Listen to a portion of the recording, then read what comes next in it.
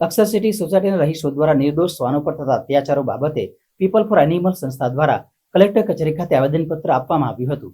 વડોદરા શહેરના ડભોઈ રોડ પર આવેલ અક્ષર સિટી સોસાયટીના રહીશો દ્વારા થોડાક સમય અગાઉ જિલ્લા પંચાયત અધિકારીને વિસ્તારના રહીશોને શ્વાન દ્વારા થતી હેરાનગતિ બાબતમાં આવેદનપત્ર આપવામાં આવ્યું હતું. જે બાબતમાં પીપલ ફોર એનિમલ સંસ્થાના કાર્યકરો દ્વારા શ્વાનોના હિત અને અધિકારો લઈને આ સોસાયટીના રહીશોને સમજ આપવા છતાંય તેઓ દ્વારા નિર્દોષ શ્વાન પર અત્યાચાર ગુજારવામાં આવી રહ્યો હોવાનું ધ્યાને આવ્યું હતું. જે બાબતે પીપલ ફોર એનિમલ સંસ્થાના કાર્યકરો અક્ષર સિટીના રહીશોની કમ્પ્લેન લઈને આજે કલેક્ટર કચેરી પહોંચ્યા હતા તથા વડોદરા જિલ્લા કલેક્ટરને આવેદનપત્ર આપી રજૂઆત કરી હતી.